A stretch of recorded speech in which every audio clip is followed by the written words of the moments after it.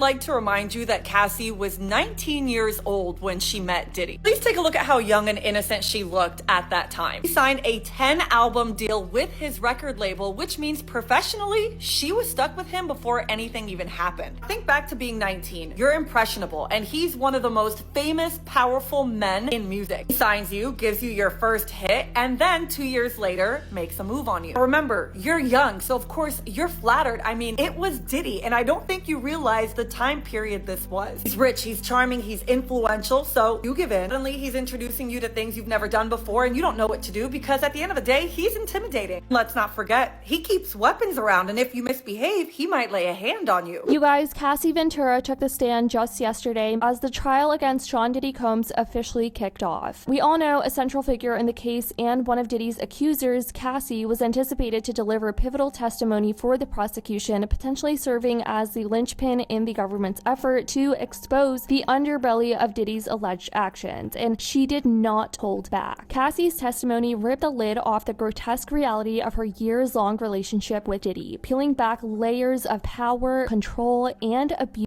that have long stayed hidden from public view. She returned to the witness stand on Wednesday, continuing a harrowing account filled with humiliating and deeply disturbing details, stories that left the courtroom stunned. In today's video, let's go over everything that happened on Tuesday and during the first half of yesterday. I'll be covering the second half of yesterday's developments in a separate video right after this one, so be sure to watch that as well, but I do want to put a trigger warning because it does involve some very heavy topics. Cassie accuses Diddy of raping her in 2018 while she was trying to end their relationship, and she also recounts several deeply disturbing incidents and name drops other individuals associated with Diddy and others connected to what happened. Let's get into it. Judge allows messages between Combs and Ventura to be brought up. Defense attorney Anna told the court they intend to bring up messages between Sean Diddy Combs and Cassie when she was out of state and he was concerned she was cheating on him, and she told him she hadn't responded because she had gotten into a bar fight. Estevio said the incident demonstrates that Ventura had substance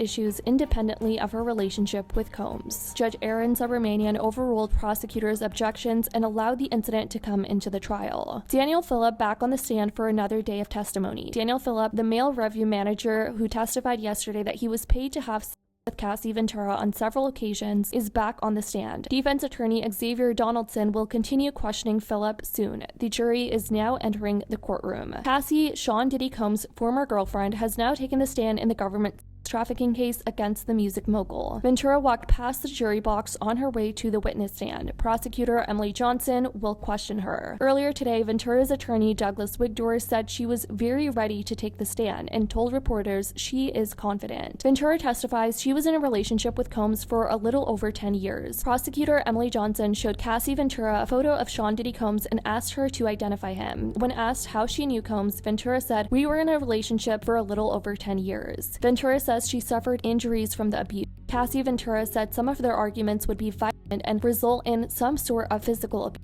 He would smash me in my head, knock me over, drag me, kick me, stomp me on the head if I was down," Ventura said of her relationship with Sean Diddy Combs. Johnson asked, "How frequently was sheer physical with you during your relationship?" "Too frequently," Ventura said. Ventura said she suffered injuries from the abuse, including knots on her forehead, busted lips, and bruises all over my body. Here's where Cassie describes what a freak-off entails. Prosecutor Emily Johnson pulled up a still image of the well-known hotel surveillance footage from the Intercontinental in 2016. Cassie said the image showed her leaving after an encounter that we called a freak-off. Ventura was asked how she and her former boyfriend, Sean Diddy Combs, started doing freak-offs. And quote, "Within the first year of a relationship, he proposed this idea, this encounter that he called voyeurism, where he would watch me be in intercourse with a third party, specifically with another man," she testified. Ventura went on to say that a freak-off would entail hiring an escort and setting up this experience so that I could perform for Sean. She said she couldn't remember where the name freak-off came from, but she said that Combs introduced it to her. "Eventually, it became a job for me, pretty much, so I knew if it was something he wanted me to do, I had the contacts to set it up and get a hotel room and all of that, but in the beginning, Sean set it up. He was in charge, Ventura testified. Cassie Ventura recalled on the stand when Sean Diddy Combs first proposed freakoffs to her. She said she remembers the feeling of her stomach falling. I also felt a sense of responsibility. It was him sharing something like that with me. I was confused, nervous, but also loved him very much and wanted to make him happy, so I knew it wasn't something I wanted to be doing, especially as regularly as it became, but again, I was just so in love and wanted to make him happy, she testified. Ventura said she didn't know how to refuse freak-offs. It got to a point where I just didn't feel like I had much of a choice, didn't really know what no could be or what no could turn into, she said. She said Combs controlled a lot of her life, from her career to the way she dressed, and quote, and I just didn't feel like I had much of a say in it at that time, being really super young, naive, total people pleaser. I didn't know if he would be upset enough to be violent or if he would write me off and just not want to be with me at all. Cassie Ventura testified that she was also afraid that the blackmail materials would become public. She said she kept broken laptops, iPads, and phones because she didn't know what material was on them. She also said Sean is a really polarizing person, also very charming, so it's hard to be able to decide in that moment like what you need when he's telling you what he wants. Cassie testified that she signed a contract with Bad Boy Records, Sean Combs' company, in early 2006. She said that before she met Combs, she knew him as a larger-than-life music entrepreneur, and she met him when she was about 19 years old. Cassie said she had a platonic relationship with Combs in the time just after she signed with his record label. She said he looked out for her when she had a few rough performances. Prosecutor Emily Johnson then showed the jury a photo of Ventura and Combs together in 2006, the same year she signed her record deal. Cassie Ventura testified that she saw Sean Diddy Combs about once a month at social outings in 2006. In August 2007, while celebrating her 21st birthday in Las Vegas, Combs kissed her in a bathroom, Ventura said. I was just really confused at the time, she said, noting that she was a young new artist who just didn't really know the lay of the land when it came to things like that. She testified that she cried and ran off. Did you want to kiss Sean at your 21st birthday? Prosecutor Emily Johnson asked Ventura. No, not at my 21st birthday, Ventura said. Combs called all of the shots in Ventura's career, she says. Prosecutor Emily Johnson asked Cassie Ventura how Sean Diddy Combs influenced her career at the time. He called most of the shots, well, all of the shots. I had a new record, I would play it for him. He chose what was next for me, basically. Cassie Ventura is detailing the early phase of her relationship with Sean Diddy Combs. After he kissed her on her 21st birthday, she said Combs began inviting her to hotel rooms in New York, where he was staying while his home was being renovated. She said they started to develop a more comfortable relationship with each other. I wanted to be around Sean for the same reasons as everyone else at the time, just this exciting, entertaining, fun guy that also happened to have my career in his hands, Ventura said. It felt special because not a lot of people got that time with him. Cassie described herself as being sexually unexperienced at this time. During one of those New York visits, she said Combs performed oral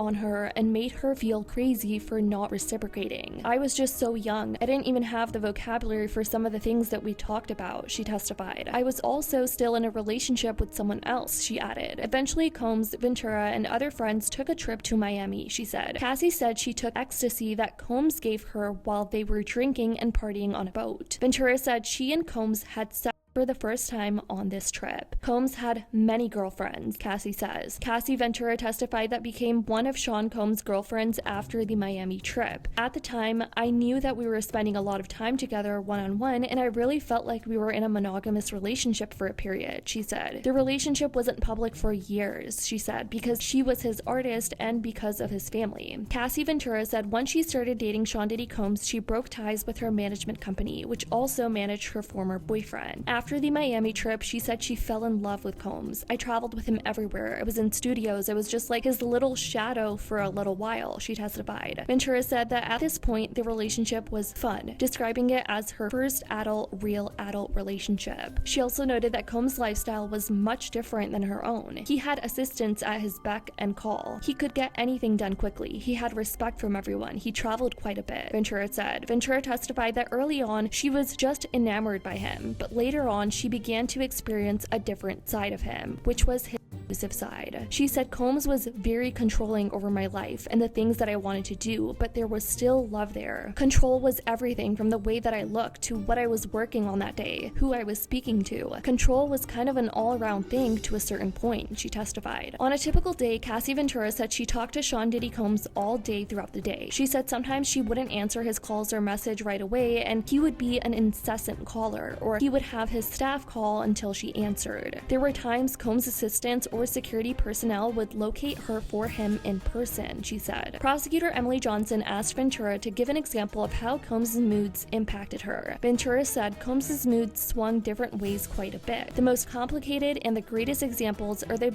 because I also felt at certain times when I knew it wasn't even about me and you make the wrong face, and the next thing I knew I was getting hit in the face. Cassie testified that the freak-offs could last 36, 48, or 72 hours, forcing her to spend a big chunk of her life recovering from the use and dehydration. The freak-offs became a job where there was no space to do anything else but to recover and just try to feel normal again, she said. Ventura recalled the longest freak-off continued for 4 or more days with some breaks. You guys, Diddy is a monster. She also talked about how her self-worth took a hit because of the comments that Diddy allegedly made towards her and her body. Cassie Ventura testified if Sean Diddy Combs disapproved of her, he had his staff take her belongings. I would get my car taken away. I got kicked out of the house, my apartment. I had jewelry taken away. It was very random depending how he felt, she said. Ventura said there were times when Combs personally took her electronics from her, and other times his security personnel did it. She'd eventually get the items back. It depended how long I was being punished for, I guess, Ventura said. Sean would give them back to me if I would go to his house. Cassie Ventura testified that Sean Diddy Combs was rivals with former rap mogul Suge Knight, the former Death Row Records co-founder who was sentenced to prison for the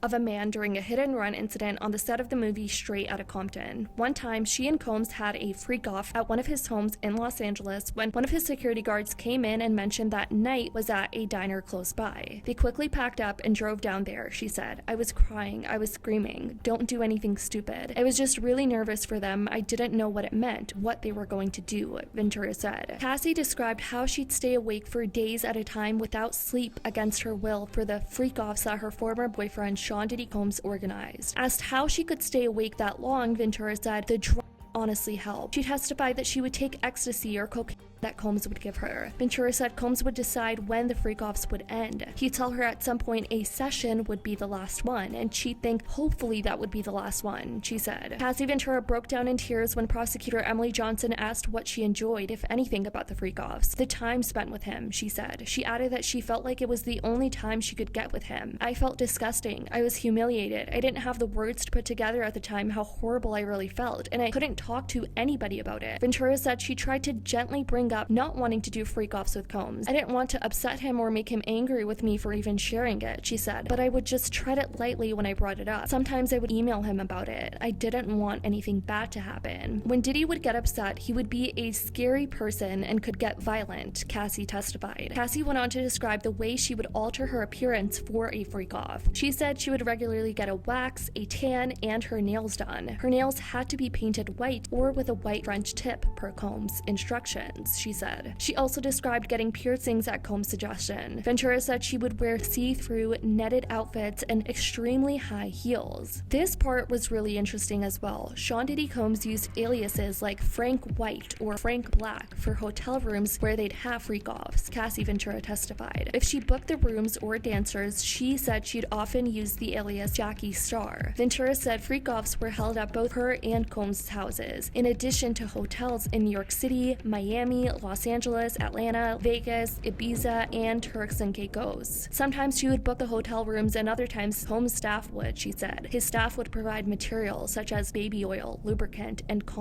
she said. Cassie testified that they used quite a bit of baby oil in the freak-offs because Sean Diddy Combs wanted them to be glistening. Cassie said Combs would instruct her to apply more oil if he felt like she didn't have enough on. Cassie said they used somewhere around 10 large bottles of baby oil per freak-off. One time there was a baby pool filled with baby oil, Ventura testified. Combs told her to get into the pool to cover herself in the oil, she said. She testified she did as she was told because she felt like she couldn't say no. If that's something Sean wanted to happen, happen, that's what was going to happen. There wasn't another way around it, she said. When they ran out of lubricant during a freak-off, Ventura said they'd call someone on Combs' staff or the hotel desk to bring more. Combs would call an assistant himself or direct Ventura to call them, she said. Law enforcement seized more than 1,000 bottles of baby oil and lubricant during searches of Combs' homes in Miami and Los Angeles last year, according to an indictment from that time. Cassie then went on to testify how the freak-offs became disgusting and overwhelming and testified that she didn't want anyone to urinate on her. Cassie said escorts were typically paid between $1,500 and $6,000 after the freak-offs. She often handed them the money, although it was provided by Diddy, she said. Sometimes the cash was brought to the location by Combs' security. The escorts were almost always men, with a few exceptions, according to Cassie. Now, prosecutors are relying on Cassie's testimony to establish that the crimes Diddy is accused of occurred across multiple states, a key point here that could give the federal government jurisdiction, according to one attorney. To bring the case to federal court, prosecutors must demonstrate that the alleged offenses cross state lines, and Cassie has testified that the escorts who were involved in these so-called freak-offs were from several states. Cassie said that Diddy began recording the freak-offs or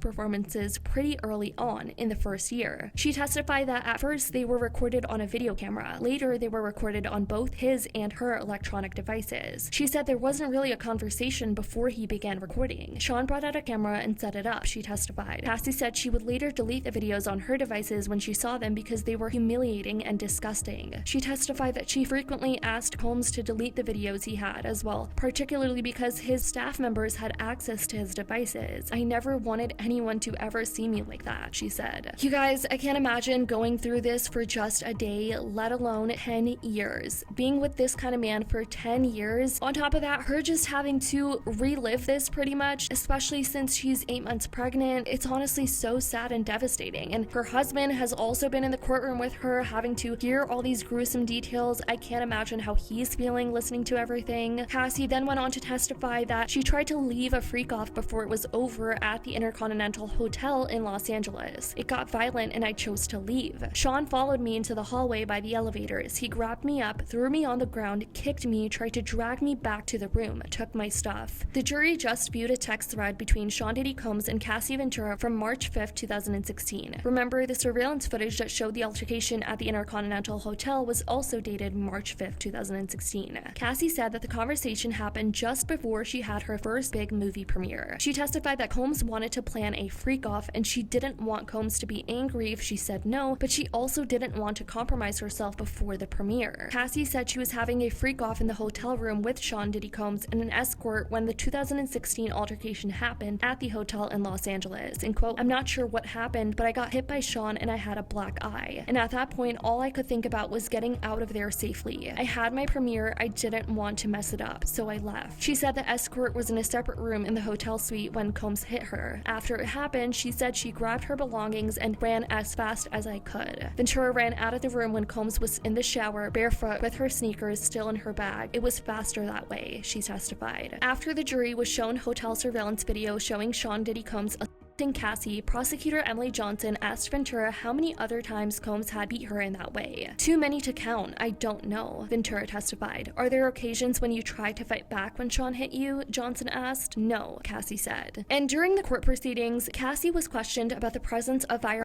during her relationship with Diddy, which lasted on and off from 2007 to 2018 again. She testified that while most of the guns were kept locked in safes, she did see pistols left out in the open on several occasions. Then prosecutors asked her whether she had ever personally handled one, to which Cassie said, "I was handed one. We were going to a club in downtown LA. I just remember we took mushrooms and I was like really high. I was handed the just to hold in my bag, but I was freaking out the whole time that it was going to go off. I have no idea why I had a loaded gun," Ventura confessed, noting how she eventually was able to give the pistol back to Combs. And quote, "The guns were taken out here and there. I always felt like it was a little bit of a scare tactic. I didn't know for what purpose." That wraps up everything Cassie has bravely voiced so far. Her testimony is heartbreaking, raw, and deeply disturbing all at the same time. I mean, no one should ever have to live through what she described. I mean, the strength it takes to speak out like this, let alone while 8 months pregnant, especially against someone as powerful as Diddy was in the industry. I mean, based on what we've heard, it's clear we're not just talking about toxic behavior. We're talking about manipulation, control, and trauma bonds on a terrifying level. Diddy doesn't just come across as